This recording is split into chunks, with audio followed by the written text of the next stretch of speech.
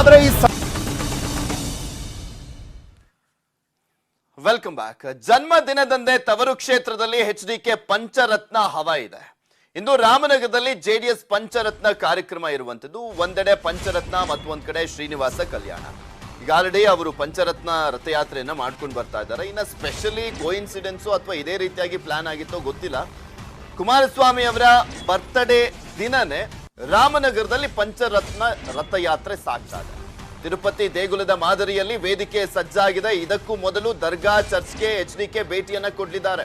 ಕೆಲ ಹೊತ್ತಲ್ಲೇ ರಾಮನಗರದಲ್ಲಿ ಪಂಚರತ್ನ ಮೆರವಣಿಗೆ ಕೂಡ ಸಾಗಲಿರುವಂತದ್ದು. ರಾಮನಗರ ಅದು ಎಚ್.ಡಿ. ಕುಮಾರಸ್ವಾಮಿ ಅವರ ಒಂದು ರಾಜಕೀಯ ಬೇಸನ್ನ ಕೊಟ್ಟಿದ್ದಂಥದ್ದು, ಅಸ್ತಿತ್ವವನ್ನ ಕೊಟ್ಟಂತಹ ಒಂದು ತಾಲೂಕು. ಸೊ ಹೀಗಾಗಿ ಆ ಒಂದು ಕ್ಷೇತ್ರದಲ್ಲಿ ಇವತ್ತು ಒಂದು ಭರ್ಜರಿಯಾದಂತ ರಥಯಾತ್ರೆ, ಹಾಗೆ ದೊಡ್ಡ ಸಂಖ್ಯೆಯಲ್ಲಿ ಜನರನ್ನ ಸೇರಿಸಲಾಗ್ತಾ ಇದೆ.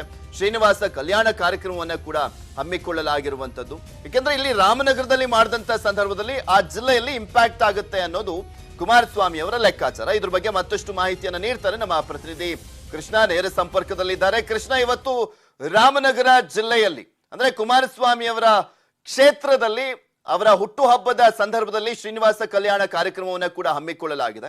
ಇದು ಯಾವ್ಯಾವ ರೀತಿಯಾಗಿ ಇಂಪ್ಯಾಕ್ಟ್ ಆಗುತ್ತೆ, ಜೆಡಿಎಸ್ಗೆ ವರದಾನ ಆಗುತ್ತೆ, ಪ್ಲಸ್ ಆಗುತ್ತೆ ಅಂತ?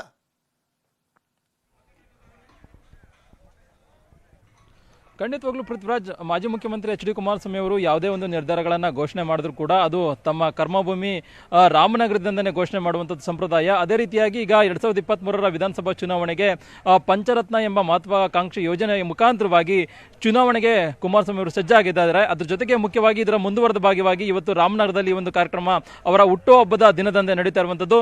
ವಿಶೇಷವಾಗಿ ನೀವು ಕಾಣ್ಬೋದು ಪೃಥ್ವಿರಾಜ್, ಈಗಾಗಲೇ ಮುಖ್ಯವಾಗಿ ಅವರ ಹುಟ್ಟುಹಬ್ಬದ ಕಾರ್ಯಕ್ರಮದ ಪ್ರಯುಕ್ತವಾಗಿ ವಿಶೇಷವಾಗಿ ಒಂದು ರೀತಿ ವೇದಿಕೆಯನ್ನ ಅಂದ್ರೆ ತಿರುಪತಿ ತಿಮ್ಮಪ್ಪನ ದೇವಾಲಯದ ಮಾದರಿಯಲ್ಲೇ ಒಂದು ರೀತಿ ವೇದಿಕೆಯನ್ನ ವಿಶೇಷವಾಗಿ ಸಜ್ಜನ್ನ ಮಾಡಿರುವಂಥದ್ದು. ಈಗಾಗಲೇ ಭವ್ಯ ಹಾಗೂ ತಿರುಪತಿ ತಿಮ್ಮಪ್ಪನ ದೇವಾಲಯದ ಪ್ರತಿಬಿಂಬ ಅಂತ ವೇದಿಕೆಯನ್ನ ನಿರ್ಮಾಣ ಮಾಡಲಾಗಿರುವಂಥದ್ದು. ಈ ವೇದಿಕೆಯ ಮೇಲೇನೆ ಪ್ರಮುಖವಾಗಿ ಧಾರ್ಮಿಕ ಕಾರ್ಯಕ್ರಮಗಳು ನಡೆಯಲಿರುವಂಥದ್ದು. ಮತ್ತೆ ತಿರುಪತಿ ತಿಮ್ಮಪ್ಪನ ದೇವಾಲಯದ ಪ್ರಧಾನ ಅರ್ಚಕರಿಂದ ಈ ಒಂದು ಧಾರ್ಮಿಕ ಕಾರ್ಯಕ್ರಮಗಳು ನಡೀತಾ ಇರುವಂಥದ್ದು. ಸಂಜೆ 6 ಗಂಟೆಗೆ ಈ ಒಂದು ಕಾರ್ಯಕ್ರಮಗಳು ನಡೆಯಲಿರುವೆ. ಮುಖ್ಯವಾಗಿ ಈಗಾಗಲೇ ಮಾಜಿ ಪ್ರಧಾನಿ ಎಚ್.ಡಿ. ದೇವೇಗೌಡರ ದಂಪತಿ, ಮಾಜಿ ಪ್ರಧಾನಿ ಎಚ್.ಡಿ. ದೇವೇಗೌಡರ ಆಗಿರ್ಬೋದು, ಮಾಜಿ ಮುಖ್ಯಮಂತ್ರಿ ಎಚ್.ಡಿ. ಕುಮಾರಸ್ವಾಮಿ ಆಗಿರ್ಬೋದು, ಮತ್ತೆ ನಿಖಿಲ್ ಕುಮಾರಸ್ವಾಮಿ ಆಗಿರ್ಬೋದು, ಇವರು ಈ ಒಂದು ಕಾರ್ಯಕ್ರಮಕ್ಕೆ ಬರ್ತಾ ಇರುವಂಥದ್ದು. ಇದ್ರ ಜೊತೆಗೆ ಮುಖ್ಯವಾಗಿ ಈ ಒಂದು ಕಾರ್ಯಕ್ರಮಕ್ಕೂ ಬರೋಕ್ಕೂ ಮುನ್ನ ಏನು ಪಂಚರತ್ನ ಕಾರ್ಯಕ್ರಮ, ಮೆರವಣಿಗೆ ಕಾರ್ಯಕ್ರಮ ಕೂಡ ನಡೀತಾ ಇರುವಂಥದ್ದು. ಅಂದ್ರೆ ರಾಮನಗರದ ಪ್ರಮುಖವಾದಂತಹ ನಗರದ ರಸ್ತೆಗಳಲ್ಲಿ ಈ ಒಂದು ಕಾರ್ಯಕ್ರಮ ನಡೀತಾ ಇರುವಂಥದ್ದು. ಕೃಷ್ಣ, ಇವತ್ತು ಚಾಮುಂಡೇಶ್ವರಿ ದೇವಸ್ಥಾನ